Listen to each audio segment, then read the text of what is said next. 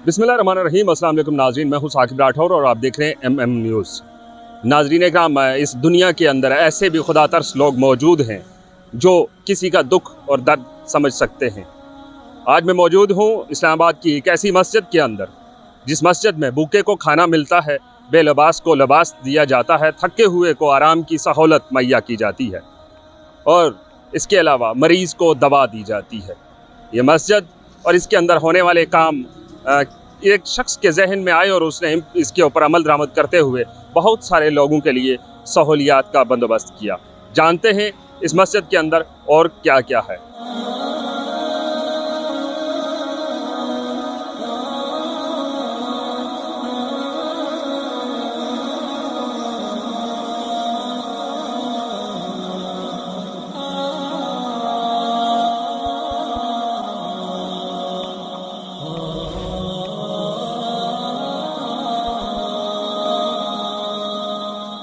हमारे साथ मौजूद हैं डॉक्टर उबैदुर्रहमान बशीर साहब।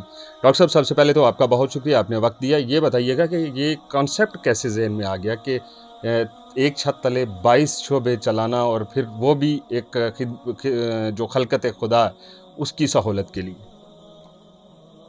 पाकिस्तान में दिन ब दिन मसाइल बढ़ रहे हैं। इन बढ़ते मसाइल में लोगों को तड़पते देखा। इन मसाइल में, इस महंगाई में ख्वाहिश थी कहीं से तो कोई रिलीफ मिले।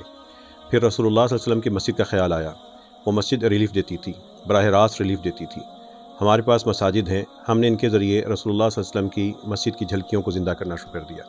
सबसे पहले दस्तरखान कायम हुआ, फिर क्लिनिक कायम हुआ, फार्मेसी बनी, टेलीमेडिसिन सेंटर बन गया, आरामगाह बनी, कुरान अकेडमी बनी, मैरिज हॉल बना, गारमेंट स्टोर बना, शूज़ स्टोर बन गया और यूनिफॉर्म बैंक बना, बैतुल माल बना। और अल्लाह ताला की तौफीक से जो प्यासा है, जो भूखा है, आए खाना खा ले, जो बीमार है दवा हासिल कर ले, जो चेकअप करवाना चाहता है डॉक्टर्स मौजूद हैं, जो बच्चों को बेलिबास या अपने फटे लिबास में देखता है, अच्छे लिबास नहीं दे सकता, उसको मस्जिद लिबास देगी। उसके पाँव पे कोई आँच नहीं आने देगी, कोई कांटा नहीं चुभने देगी। यहाँ पे शूज़ स्टोर कायम है। वो बेटे और बेटियों की शादी के लिए, वो जहेज़ के लिए अब कर्ज़ ना उठाए, वो शादी की तकरीब के लिए दोहरी मुलाजमत ना करे। उसकी बेटी को, उसकी बहन को, उसके भाई को हम रुख़्सत करेंगे, मस्जिद रुख़्सत करेगी। और अल्लाह ताला के करम से ये सारी जो काम है, ये बराह रास्त लोगों को रिलीफ़ का बाइस बन रहे हैं। डॉक्टर साहब, सवाल यहाँ पे ये पैदा होता है कि आप अकेले इस सिस्टम को लेके चल रहे हैं। लोग एतमाद कैसे लोगों का बढ़ा आपके ऊपर? अभी जो लोग हमारी स्क्रीन के ऊपर देख रहे हैं इस वक्त, जो आपका शू स्टोर है, जो कपड़ों का एक बड़ी तादाद कपड़े मौजूद हैं, बिस्तर मौजूद हैं, दवाइयाँ मौजूद हैं। डेफिनेटली इनके लिए ख़रीदारी के लिए कुछ पैसे चाहिए होते हैं और लोगों का एतमाद हासिल करना मुश्किल काम होता है। यहाँ पे ये किसी शख्स का कमाल नहीं, ये रहमतुल आलमीन लफ्ज़ की बरकत है। हम रोज़ाना रब्बुल आलमीन की रहमतें देखते हैं और रहमतुल आलमीन की बरकतें देखते हैं सल्लल्लाहु अलैहि वसल्लम। लोगों का एतमाद इस मस्जिद पे अल्लाह ताला की तौफीक से है। और जो आपने कहा कि ये अखराजात कहाँ से होते हैं, आज तक हमने कभी एक मिनट भी बैठ के ये नहीं सोचा कि दस्तरखान पे सैकड़ों लोग आएंगे, खाना कैसे खिलाएंगे। हमें यह पता है कि हमारे इर्द गिर्द भूखे हैं, हमने खाना खिलाना है।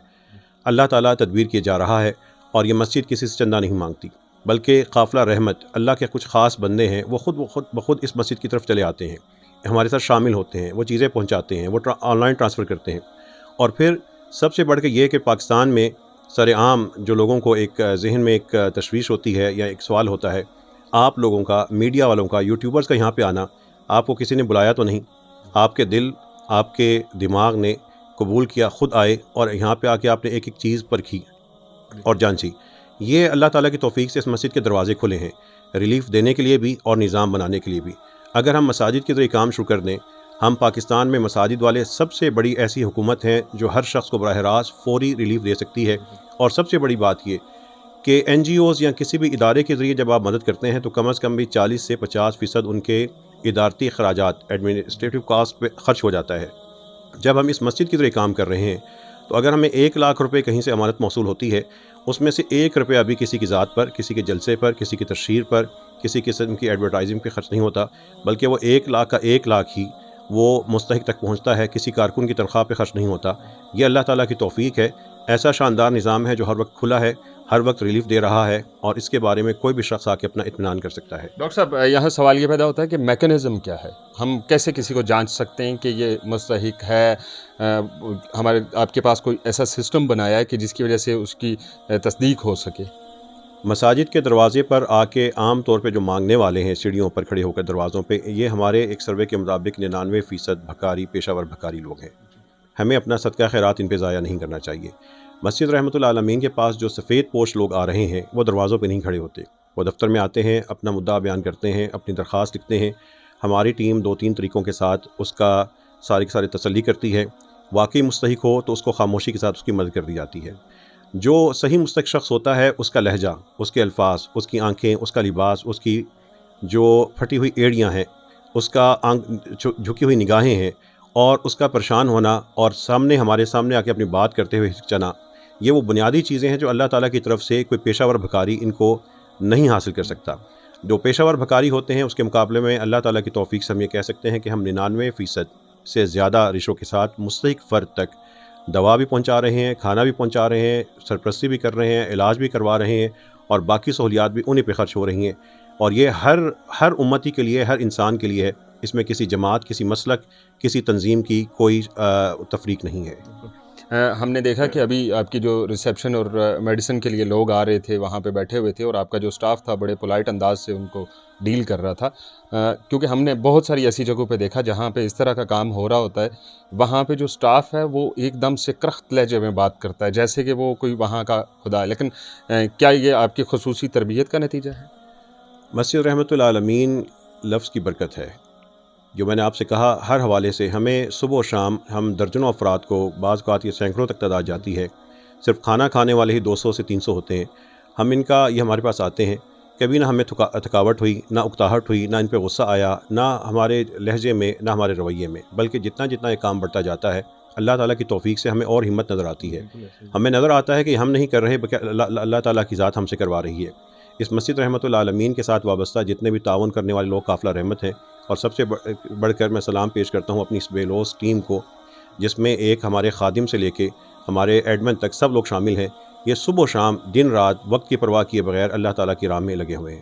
ڈاکٹر صاحب ریاست کی ذمہ داری ہوتی ہے کہ وہ اپنے جو رعایا ہے اس کو سہولیات پہنچائے، لیکن پاکستان کے اندر یہ تمام ایک خواب کی طرح لگتا ہے۔ اگر کوئی ایک شخص کرتا ہے تو اس کے اوپر انگلیاں بھی اٹھ جاتی ہیں، لیکن ابھی تک ہمیں تقریباً کچھ 6 سے 7 مہینے مجھے رحمۃ للعالمین مسجد کے بارے میں علم ہوا، اور اب تک لوگ اس کی تعریف کر رہے ہیں۔ کیا ریاست اپنی ذمہ داریاں بھول چکی ہے؟ مجھے یہ نہیں پتا کہ اندھیرے کتنے ہیں، مجھے یہ پتا ہے کہ اپنی زندگی میں ہم نے کچھ شمعیں جلا کے جانی ہے۔ جو ریاست ہے اور حکمران ہے، یہ جغرافیے کے حکمران تو ہو سکتے ہیں، لیکن اللہ تعالیٰ نے دلوں کی حکمرانی مسلمانوں کے نزدیک علماء کرام کو دی ہے، امام کو دی ہے۔ مجھے اس بات کا شکوہ نہیں کرنا کہ ہمارے جغرافیے کے حکمران کیا کر رہے ہیں، مجھے دکھ اس بات کا ہے کہ جو دلوں کے حکمران تھے انہوں نے بھی امت کو بھلا دیا، مسجدوں کو بند کر دیا۔ مسجدوں کو جو رسول اللہ صلی اللہ علیہ وسلم کی مسجد سے انصاف ملتا تھا، رہنمائی ملتی تھی، ریلیف ملتا تھا، وہ مسجدوں سے ملنا بند ہو گیا۔ ہم نے حی علی الصلاۃ اور حی علی الفلاح کا نعرہ تو لگایا، لیکن صلاح تو پڑھ لی، فلاح کے معاملے میں غائب ہو گئے۔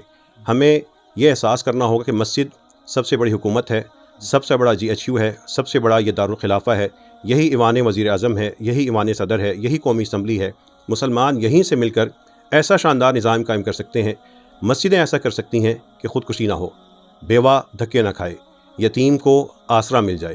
یہ ہمیں خود حکومت بننا ہوگا، اور میں اس بات پہ ایمان رکھتا ہوں کہ مسجد سب سے بڑی حکومت ہے، مسجد سب سے بڑا ریلیف سینٹر ہے۔ بالکل ایسا ہی ہے۔ ہم آپ سے آپ کا زیادہ ٹائم نہیں لیں گے۔ آخری سوال، کیونکہ آپ کے پاس اس وقت جو اس سسٹم کو بنانے کے لیے موجود تمام شعبہ زندگی موجود ہیں، یہاں پہ جو ایک کچہری سسٹم تھا، عدالت لگتی تھی کیونکہ مسجد کے اندر ہی لگتی تھی، کیا ہم یہ توقع کر سکتے ہیں کہ جو چھوٹے موٹے مسائل ہوتے ہیں ان کی صلح کے لیے بھی یہاں کوئی سسٹم یا سینٹر قائم کیا جائے گا؟ میں آپ کو آپ کے چینل کے توسط سے یہ بریکنگ نیوز دے دیتا ہوں کہ مسجد رحمۃ اللہ عالمین میں کارنر قائم کیا جا رہا ہے، صلح کارنر، اصلحوا ذات بینکم، جو قرآن کہتا ہے والصلح خیر، فالصلح خیر۔ جہاں پر لوگ آئیں گے، ایکسیڈنٹ ہوا ہے، کوئی جائیداد کا مسئلہ ہے، کوئی اور مسائل ہیں، دونوں فریق آئیں، مسجد میں بیٹھ کے فیصلہ کر لیں۔ اس سے پہلے ہماری مسجد لیگل ایڈ کونسل موجود ہے جو یہاں پر، اور فیملی کونسل موجود ہے جہاں پہ ہم نے بہت سی طلاقیں روکی ہیں، بہت سے وراثت کے مسائل حل کیے ہیں۔ جو تنازعات عدالت میں حل نہیں ہو رہے تھے، فریق جب دونوں مسجد میں آتے ہیں، آدھی رحمت ہوتی ہے اور آدھی وہ جھوٹ چھوڑ کے سچائی پہ آ جاتے ہیں۔ تو انشاءاللہ تعالیٰ اس مسجد میں کارنر ہوگا، لوگ بیٹھیں گے، بوقت ضرورت ہم ان کے درمیان ہمارے جو ساتھی منسلک وکیل ہیں اور قاضی جج ہیں، ریٹائرڈ ہیں، ہم ان کو بھی بلائیں گے کہ آئیے ان کا مسئلہ بہتر طریقے سے سلجھا دیتے ہیں۔ یہ پہلی دفعہ مسجد رحمۃ اللہ عالمین کے شعبہ میں آپ کے ذریعے یہ اعلان کر رہا ہوں۔ بہت شکریہ ڈاکٹر صاحب آپ کے وقت دینے کا۔ یقیناً اگر آپ جیسے لوگ جو پاکستان کا ایک سافٹ امیج ہیں اور خدمت خلق کا جذبہ رکھتے ہیں، ان کی وجہ سے ہی ہزاروں ایسے خوددار لوگ ہیں جو اپنی خودداری بچانے میں کامیاب ہو جاتے ہیں۔ ناظرین اکرام، آج اس مسجد کے اندر جامع مسجد رحمۃ للعالمین کے محتمم ہیں، منتظم اعلیٰ ہیں ڈاکٹر عبید الرحمن بشیر صاحب۔ ان سے ہماری گفتگو ہوئی، آپ نے ان کی گفتگو یقیناً سنی۔ اگر آپ کے ذہن میں کچھ سوالات آتے ہیں کہ اس مسجد کے اندر اس کی بہتری کے لیے جو شعبہ زندگی اس وقت تک قائم کیے گئے، وہ بھی آپ ہمیں کمنٹ کر کے بتا سکتے ہیں، اور ان کے ساتھ اگر آپ تعاون بھی کرنا چاہتے ہیں تو تب بھی پہنچ سکتے ہیں۔ اگر آپ کے نزدیک کوئی بھوکا ہے، کوئی بے لباس ہے، کوئی سڑک کے اوپر بے گھر شخص ہے، اس کو بھی آپ ریفر کر سکتے ہیں تاکہ اس کو سہولت مل سکے۔ اسلام آباد سے دیجیے اجازت، اللہ حافظ۔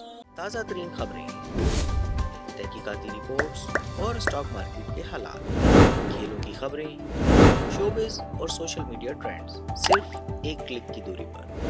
MM نیوز کی اپلیکیشن ڈاؤن لوڈ کریں اور باخبر رہیں۔